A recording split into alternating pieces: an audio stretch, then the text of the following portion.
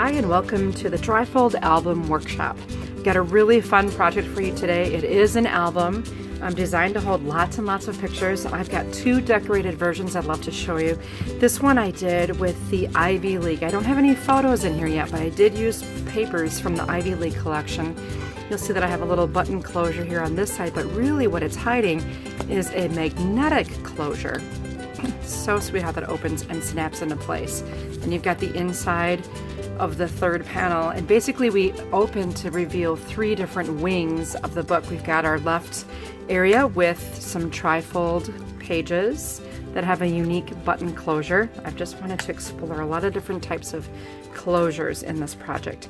The center area is a waterfall structure that has room for 21 individual photos, one on each side of the flap and then of course in the back. That closes with a dual-faced satin ribbon. And I love that it's two-sided because then you don't have to worry about when you tie the bow which side is facing out.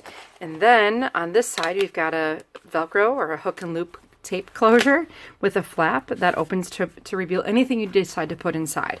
There's a 1/4-inch deep pocket that accommodates a 5 by 7-inch insert of any kind. So I chose to build another almost like a trifold type insert for that pocket. So it's sheets of this beautiful ivory textured paper from the Ivy League kit with pieces that have been attached, and it kind of mimics the structure of the book as well. That's one version. The other I created with the Sea Breeze collection from Club Scrap. That's July of 2018. Beautiful translation from the actual page kit into this gorgeous book structure. Again, the trifold pages on the left. And this one I have loaded with pictures from Pictured Rocks National Park in a National Lake Shore, that is, in Upper Michigan. And this, like, I'll shamelessly plug my trip to this location was one of the highlights of my entire life. Seeing this and realizing it's so close to Wisconsin, just a 4-hour drive from where I live, was just so breathtaking. So there's the end of commercial for the Upper Michigan travel experience. It didn't hurt that weather cooperated. And then with my flap over here, I actually made a stitch-bound book that includes a ton more pictures of our adventures in Upper Michigan. So I love this book. I designed it to give as a gift to some friends who joined us on this trip, but I'm a little bit tempted, I admit, to keep this for myself. The book also includes these beautiful silver finished corner protectors, just those little special touches that we can take the time to do on these fun projects that we design for our annual retreats. Well, let's go ahead and get started with our album. You'll be able to download your instruction documents with the purchase of this collection or included with your retreat in a box. And so I have some pictures here for you that I might reference as we go along through the different documents of the instructions, and pardon my pencil notes. In your kit, a series of a new thing we're introducing this year. It's folding board, which we've used in the past in copper and stainless steel, but this is just a matte black folding board. It's very, very thick and heavy, and yet it scores extremely well. So there are 3 pieces in your kit that make up the base structure of the book.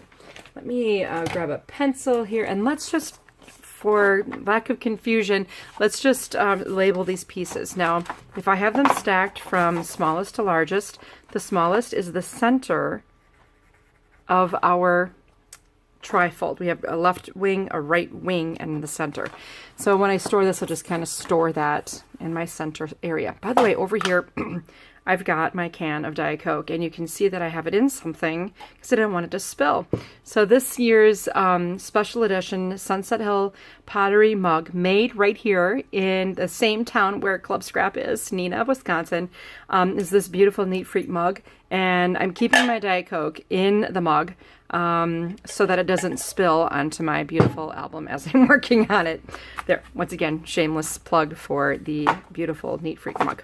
Okay, then we have a 7 1/4 by 9. This is the medium-sized piece. I'm just going to label left on this so I can just keep track of it. And then this largest piece will be on my right. And then I'll just lay that in front of me. Of course, you'll have more space than I do, off camera, to keep that in front of your score pal. we will begin by doing some scoring. Now, we are scoring folding board, and it is very heavy. And if you're using a score palette, it comes with this plastic piece of plastic. And I'm not going to use it. I will actually use a bone folder for the project. When you are scoring, you'll also want to make sure that you make several passes and that your first pass with the score palette on the board makes really good, you know, it just lodges into that channel. So you may even want to stand up when you're doing this. My classes were very successful on staying in the channel as long as they applied enough pressure. So our first score, we're going to take the left wing and put it into the score palette so it's vertical. The reading you'll get here is 7 1/4, and I'll score it 5 1/4. So again, firm engagement there in the channel, push down, and I've got a nice score line. I'm just going to make a second pass. I'll make another score line at 6 1/4. Again, firmly engaging, 6 1/4. Okay, now while I'm thinking of it, I want to tell you that traditionally the bump of the score will go on the inside of the fold, but in this case it goes actually on the outside of the fold because it tends to take better care of the paper. So just keep that in mind as we go. The center does not get scored, and then we'll take the right panel and I'm going to put it in my score palette vertically, but I'm going to do it so that the word right is upside down. Not facing, but so that the word, you can see the word, but it's upside down. And I want you to score at 6 and 6 3/4. 6 3/4. I'll make another pass. 6 3/4. And then I'll turn it right back the way I want it to be. So what you'll notice is that here's the center, the right wing spine, and the left wing spine. So that's why I had you tilted over. It's easier to score when you're further out to the right than it is when you're closer to like the 1 inch mark area. That's why I had you flip it. And you have just completed the winged scoring. Next, I want you to find a 3 by 4 inch piece of folding board. This is going to become the pocket flap that holds everything in that little 5 by 7 pocket. Let's score this horizontally at 6. So again, firm engagement. 1 or 2 passes will be fine. Next, you'll find 2 dark gray strips that are 12 inches long, 4 1/4 inches high. These will become the trifold pieces on the inside of the left wing. Let's score these horizontally at 4 1/4 and 9. Now, when you score, you're not scoring folding board anymore, so be more gentle. 4 1/4 and 9.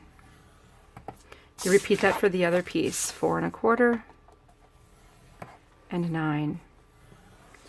Next, we're going to find the 5 1/4 by 8 gray pocket. And let's place it into the score palette horizontally, so you'll see the number 8 right here. And we'll have 4 measurements. First, 1. 1 1/4. 6 3/4. And 7. Then rotate so it's vertical and score at 1 and 1 1/4.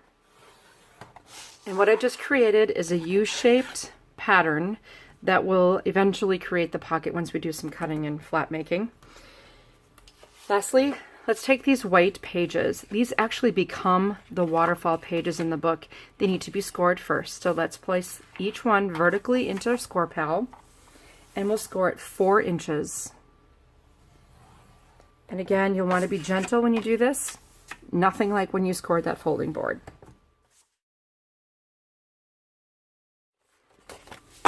That concludes the scoring. You'll need a quick trim with a trimmer. This was an efficiency thing. I could have trimmed 10 individual panels to 6 by 4.5, but I chose to trim only 5 of them and then have you cut them in half. That way you're only scoring once and cutting once instead of cutting, and then score. All right, so let's take each of these. Let's see, they're currently 11 inches long, and let's cut it horizontally at 5 1/2.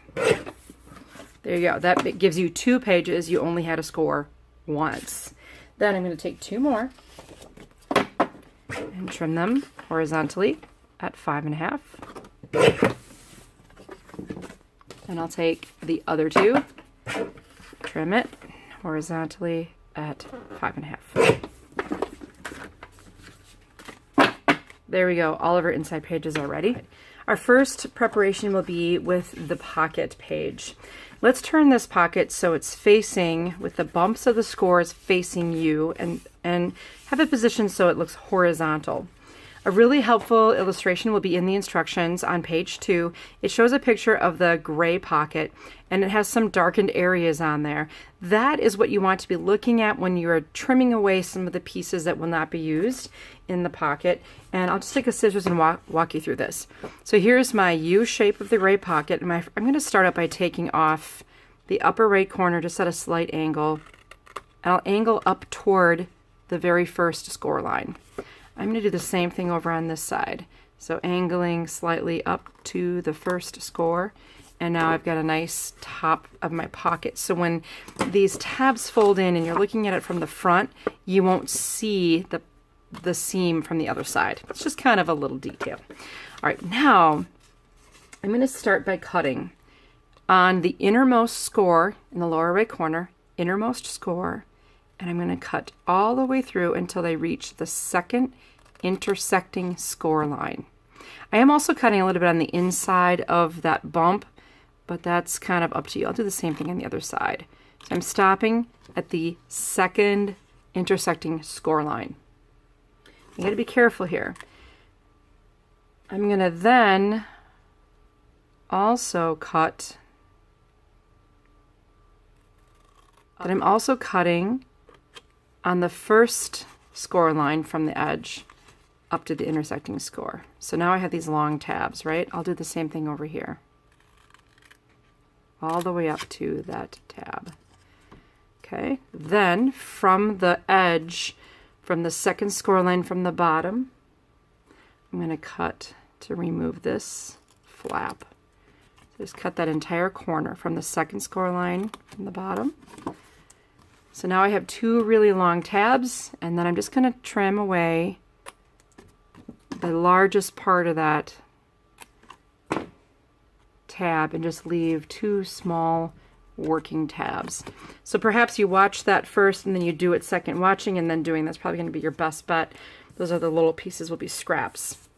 So now that we have flaps on the side, flap on the bottom, and two little wiggly tabs on the edges, we'll fold in on all those score lines so that the bump of the score is on the inside of the folds. For adhesive in this kit, I'm using Club Scraps bookbinding glue inside a needle tip applicator. I think I'm going to remove some of this here. A little too much paper there. And that just really works well for all of our glue applications here. So the order of things will be you'll fold the outer tabs in, the left and right flaps will be folded, then tuck in my wiggly tabs and bring up the bottom edge. The reason we do it in this order is so that when we slide something into this, the item doesn't get caught on the bottom flap. Because if we put the bottom flap up first, you've got this edge that whatever you're sliding in will always get caught on. So remember, side tabs go in, wiggly flaps come around, and then the bottom flap goes up. To adhere this, simply take your bookbinding glue and apply some to the corners of your bottom flap so that it doesn't go into the pocket at all, and then bring that up. Now, how do I create a really nice squared off pocket? A great way to do that is to take your grid ruler and kind of place it in there. And if you're lucky enough to have more than one grid ruler, let's say you've got the 2x8, the thickness of the 2x8 and the 3x14 together equals the thickness of the pocket. So by having two rulers stacked together, you've got this possibility to burnish things with a nice, surface beneath. We'll call this the double ruler burnish trick. And now I have a really nice, well-shaped pocket that's adhered on the corner, ready to install. Let's bring in our scored folding board. Remember, this was 3x7. We scored it earlier. And we've got this little tab here. Remember, the bump of the score goes on the outside of the fold, so it's opposite of what I've been teaching you for years and years. But let's just go ahead and bend this so that the bump stays out. Just real carefully, just bend it around so that you can hang this on one of our stone panels. Okay, so we've got 4 sheets of pre-cut paper here that are this recycled, real fibery stone color. 2 are larger, 2 are smaller. Let's take the largest of the 2, and to confirm the width of that, well, the one we want is 5 3/4. So take the one of the larger of the 2, 5 3/4 stone panels, and we're going to take this, got my wings falling in here. We're going to take our pocket and we'll adhere that to the bottom of the stone panel. And if you take this for a test drive before adhering it, you'll notice that there's a nice reveal on the left, the bottom, and the right. You'll kind of want to match whatever the reveal is here and here, make it the same at the bottom. So I'll put my bookbinding glue on the pocket and attach the pocket to the panel. Now if you've grabbed the wrong size stone panel, you'll notice right away that the pocket won't fit onto the panel. And then just take your grid ruler and push down onto those flaps. So you can't possibly reach in there with your fingertips, but you certainly can put nice downward pressure on those tabs with your ruler. So it's kind of a handy little tool. Okay. If you have a corner chomper, now would be a great time to spread its wings like this, if you haven't used one of these before. And then on the 1/2" setting, I will round the corners on the edge up opposite of my little 1" flap.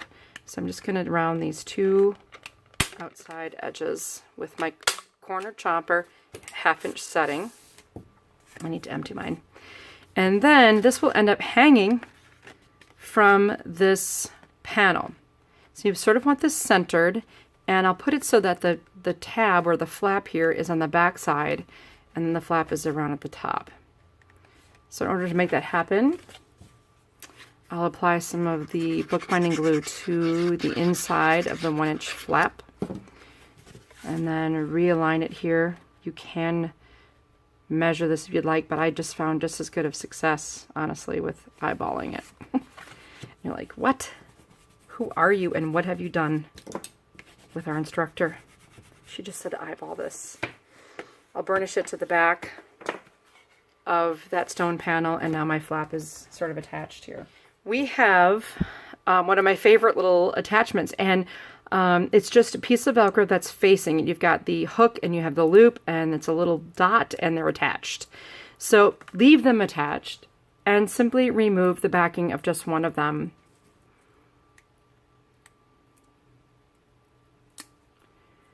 You can do this one of 2 ways. You can attach this piece to the center of the top flap here, or you can attach it to the center here, one or the other.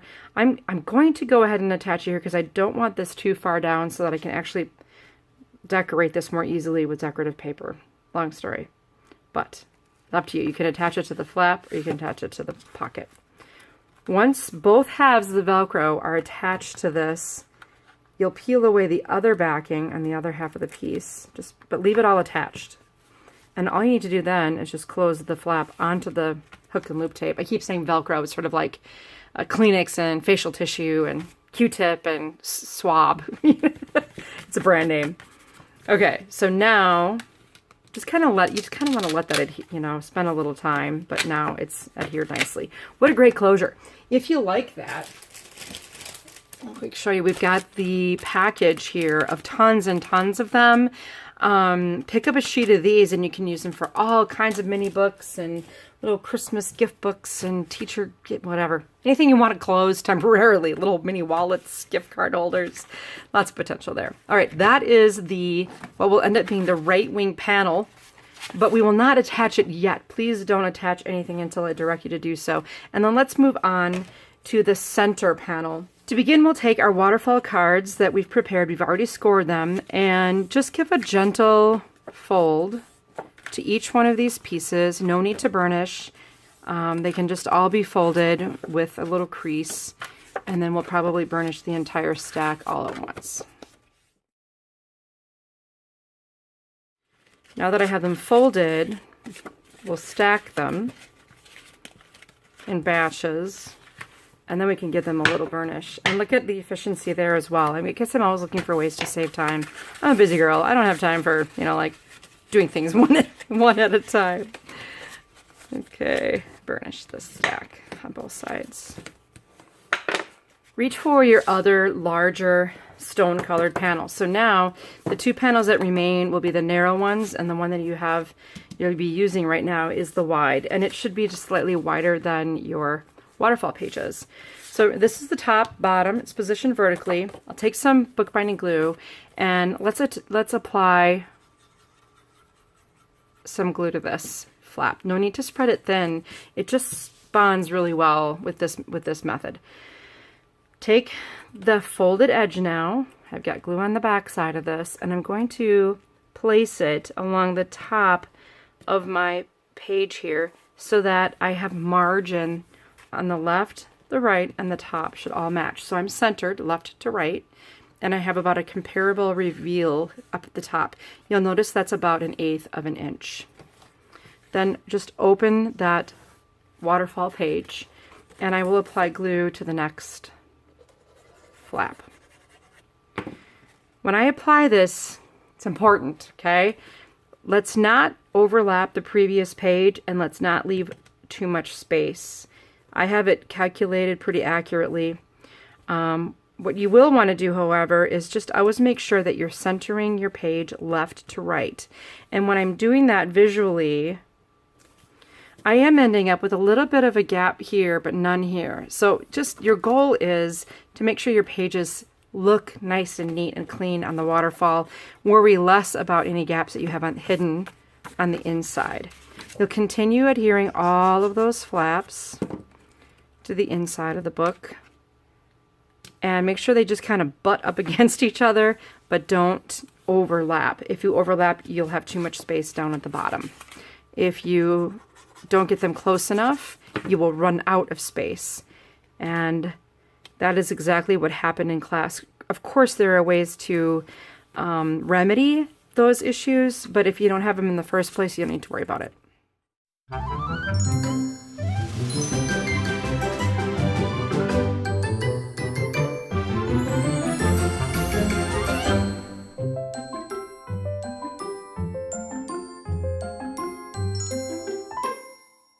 I'm going to attach the last page. Before I apply adhesive, I'll just check. When I put it in here where I think it's supposed to go, it does leave a kind of a larger area down that does not match the same distance as it was. So I'm going to budget in an extra spacing between the bottom page and the seam of the top edge, just so that it's nice and centered.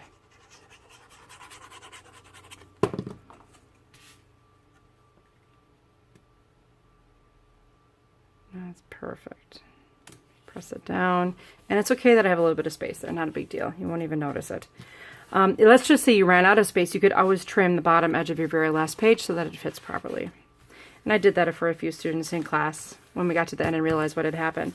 It's just hard to explain like exactly how close they need to be, and mine were sometimes just a little too close. You can see I was overlapping slightly here, and that's why that happened. But again, not a big deal.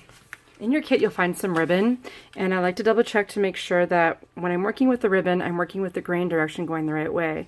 So if I dangle this ribbon, I can see that the end is flaring slightly outward. But if I flip it over, the ribbon flares inward. So just kind of check to see that you're wrapping this ribbon around the entire stone panel, working with the grain instead of against it. So I'll wrap this around. You can have the bow land anywhere you want, but for now I'll just tie it, and I can always adjust where it is as long as I adjust it before I glue it into my book. And since again it's double-faced satin, you don't have to worry so much about it, you know, when you tie the bow. Just make sure it's not twisted at the back. You want a nice smooth surface with which to adhere. Okay, don't worry about tails or anything at this point. Just make sure you have it wrapped all the way around the stone panel, and that it's centered. I'm eyeballing, and then you can adjust your bow length and trim your tails and everything. I kind of wanted my bow to be here, so that'll be where it'll end up. Then set this entire works aside while we finish the third panel. Allow me to show you where we're headed. We've got this trifold area. And do you notice the clever closures that I have? I was going to do the button closure where you wind things around back and forth between two circles, but I just thought I'd make it simple. And I love how simple and elegant this is with just this punched circle and a brad inserted through the circle at the exact correct spot of the page so that it can hold the shorter flap of the two. Well, let me show you how this works. Let's begin with our long gray panels. I've got them stacked together. We'll pierce through both layers at the same time, and I have them turned so that the indentation of the score is facing up, the bump is facing down, and the largest scored area is on my left, the skinny is on the right. I do have a nice picture for you in the instructions of what we're trying to do as well. Now I can put all this onto some sort of a cork board, but what I want to do is measure in from the left edge 2 3/4 of an inch. So with my ruler, the text is facing up, it's not upside down. Here's my 0 center. So just follow along with me and do this with me. That first really wide, bold, solid line is 1 inch, and the next one is 2 inches. The next one is, well, the edge of the ruler is 3. So what I'm looking for is 2 3/4 of an inch. And then I want to center my ruler. So that's going to be at 2 1/8 on either side. So coming off the edge of this paper, there should just be 1/4 of an inch or 2 boxes. Here's my reading at 2 1/4. Here's 2 1/4. And if I simply just I'm sorry, that was 2 1/8 and 2 1/8. If I simply take the tip of my piercing tool right at the 0 at this juncture and pierce, I've just done exactly what needs to be done. So I have a hole that is 2 3/4 of an inch from the edge, 2 1/8 down from the top and bottom, actually, is what it turns out to be. Notice I've pierced through both layers at the same time. This was suggested to me in class and I liked the idea. We're going to take this small stone colored panel and a 1 inch circle punch. From one end, don't get too close to the edge though, from one end I'm going to punch 2 circles.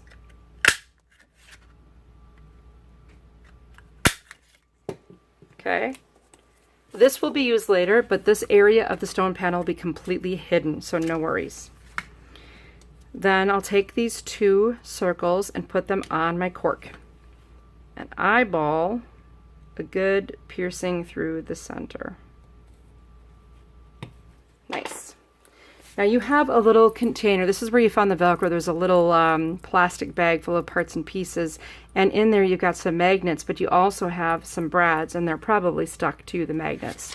At this point, let's take one of our gray pieces, one stone piece, and bring the brad through each so that you're attaching it. Remember, the divot of the score is still facing up, and now spread the prongs on the back side. Let's repeat that for the other piece. Go ahead and thread the brad through the circle and then attach the circle to the gray on the side with the divot. Next, flip it over and fold the short flap in and the long flap. You can burnish that if you want. So if you tuck the long one in first, and then you can tuck the short one underneath it. When you attach this into one of our remaining panels, this is one of the narrower ones, I think it's like 5.5. You can attach these both so that the short flaps and long flaps are on the same side, or you can reverse it like I did in my samples, and that's just purely designer's choice. I'll use bookbinding glue to attach the page, and they'll be quite close together, but creating a nice little reveal along the left, right, and bottom edges. Or top edge, depending on what you're attaching. Oh. Alright. It goes in my pants.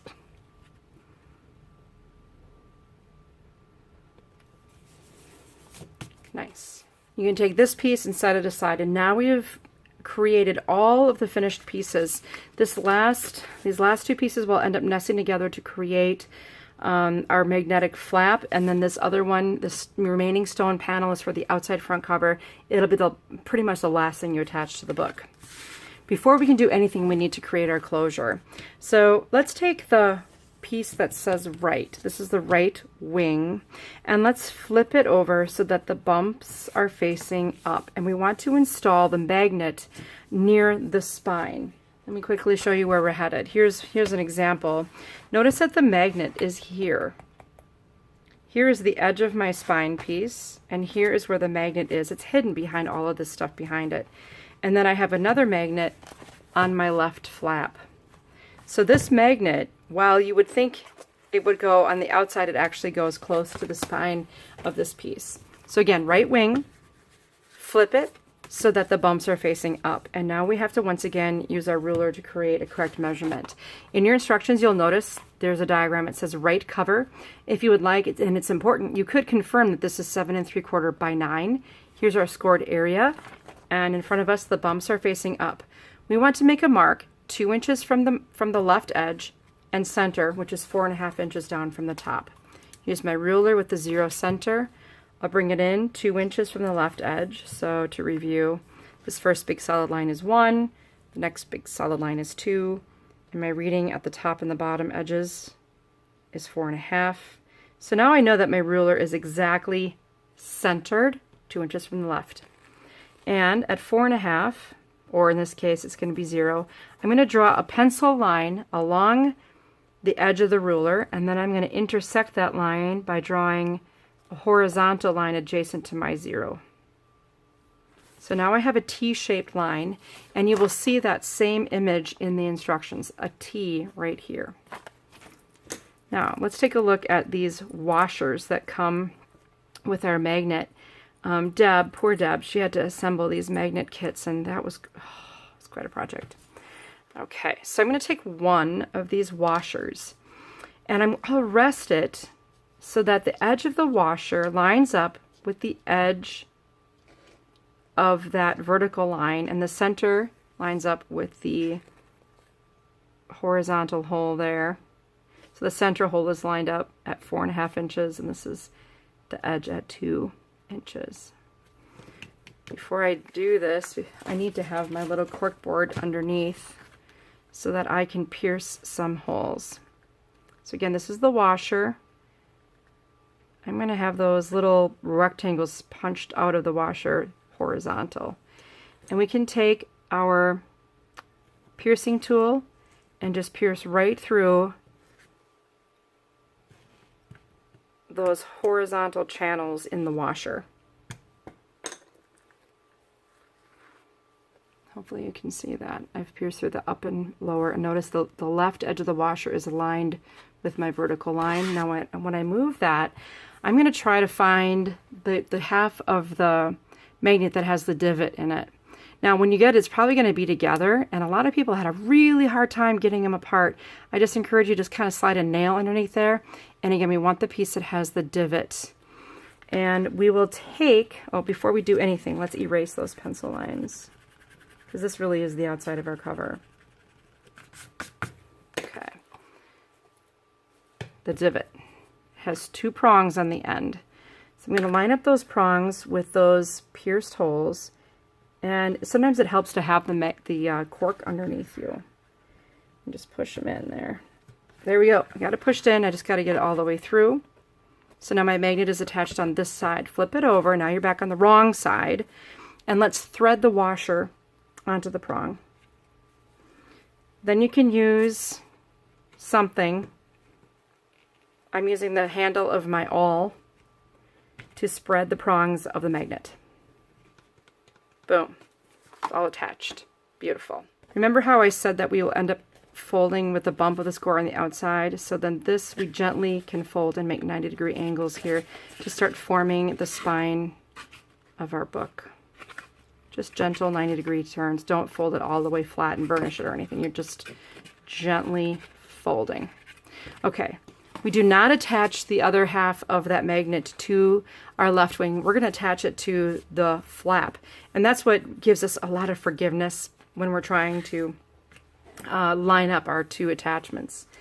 Because, you know, measuring is measuring. So here, following the illustration and the instructions for the 3 by 5.5 folding board flap, we want to be 1/4 inch from the left and centered from top to bottom at 1.5 inches. So Here's my 0. I'm going to go in 1/4 of an inch and centered at 1.5. So here's 1.5, there's 1.5, and there's my 1/4. I'll make my horizontal line, or my vertical line actually, and then I'll intersect it at the 0. And it's the same drill for attaching the other part. So I'll take the washer, rest it against the edge of the line, make sure it's centered. If you want to just draw pencil lines first and then pierce later, that's fine, or you can just pierce right into the middle of those horizontal cutouts from the washer. Erase your pencil marks. Take the washer that has the little outie and let's just push that down then into the pierced holes. The cork behind it really helps.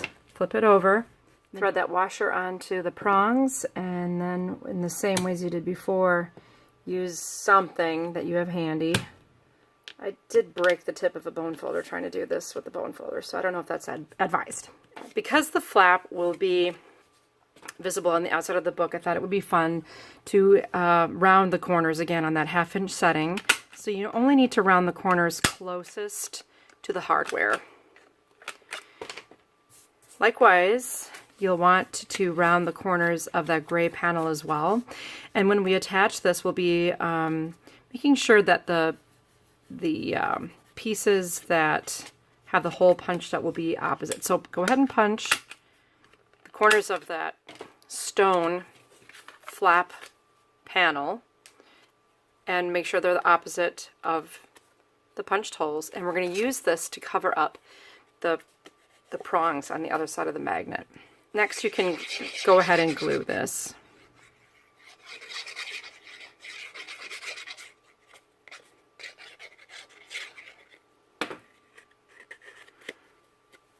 Okay, again, here's my metal prong, and here are my punched holes.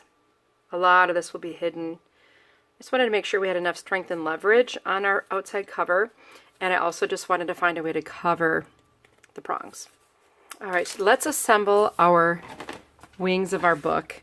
And again, we've bent our right cover, our right wing, just those scores at 90-degree angles. Let's do the same with our left wing as well. And again, I'm doing this not a complete fold over, just a turn, one turn.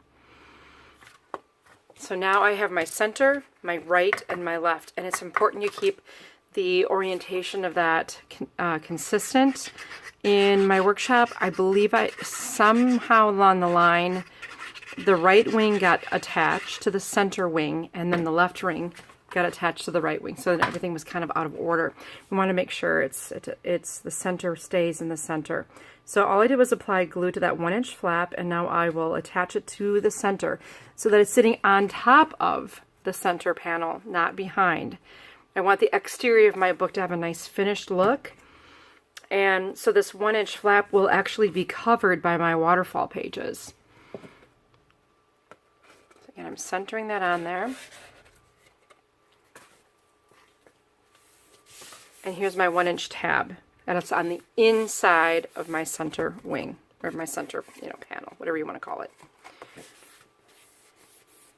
Then we're going to do the same thing with the left. So I'll apply glue to this outer flap area, just the 1-inch flap.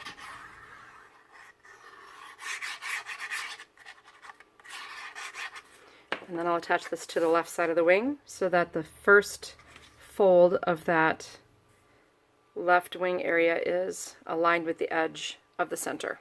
I always make things with blacks and whites and neutrals so that it's easy for you to finish them, but sometimes camera work is a little bit harder to see. So here is how things are going to start to fall into place with our trifold. You can see the the right side goes in first. Left side goes over the top, and now we need to get our magnet attached. And this is just a really clever way to do this, but yet still allowing for some margin of error. So here's our flap that has the magnet that belongs onto this portion. So I will put it on top of the magnets until it clicks into place. And here it's in place, and you'll see, because I had the correct measurements for my installation of the magnet, it lines up pretty well with the edge and center top to bottom. So when we added the magnet, it was centered, and when we added the other half of the magnet to the flap, it was centered. Just going to burnish this a little bit. Okay, so next we'll close the left flap, and I would like to see the this attached to the inside of the cover. Do not try to attach the flap to the outside cover. It needs to be on the inside cover. That's how it's disguised most effectively. The way I do that is just simply close the left flap, work to make sure that the book is sort of a nice rectangular shape, and then I'm going to mark with a pencil just real lightly a gluing area for this flap. Then take some adhesive and apply it everywhere except that flap. It'll be mostly on the stone panel. I'll add a little there too, just in case. If you want, you can erase your pencil mark. Okay, now carefully close the book again. Aim for where your flap was to begin with, and just push down ever so slightly so that you start to form a bond with the flap. If you want to reach in, maybe you can grab it from the inside, do a little counter pressure. That's obviously going to work nicely. And once you think you've got a good enough bond, you can release the flap from the magnet and then burnish it from the other side.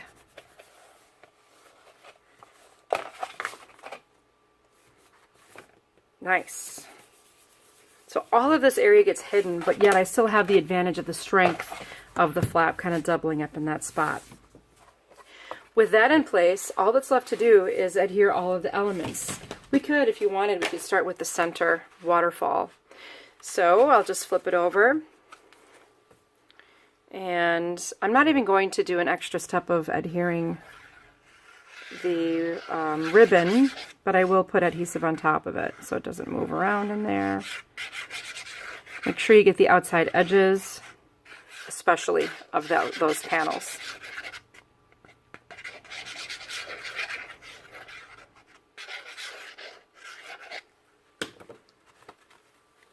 This goes into the center of our book.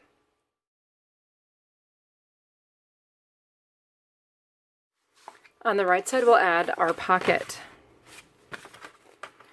In the same manner, apply the glue to the back of that stone panel and center it onto that right wing.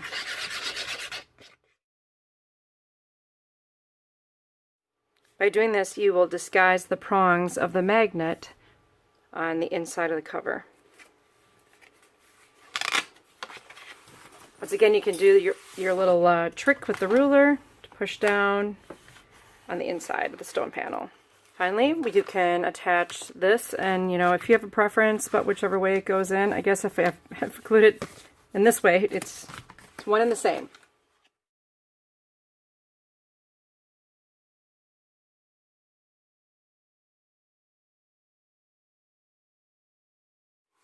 And close your book. You'll have one last panel for the outside front cover, and all that's left to do is to attach the metal corners.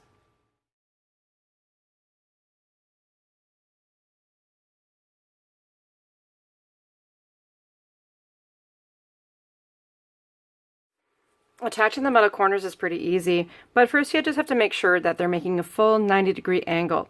And what I mean by that is if I try to attach the metal corner to this and it tilts like this, do you see how it's wiggling? I want to make sure it doesn't do that. So I'm just going to carefully push inward on the corner so that when I do attach it to the corner of the book, I have a nice 90-degree angle.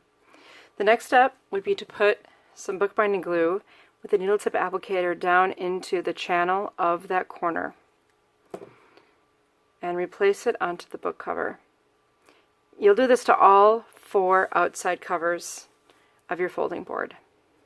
Once you have that attached, just turn it to the inside, place it onto a flat surface, and then push with the tip of a bone folder to crimp it a little bit from the inside.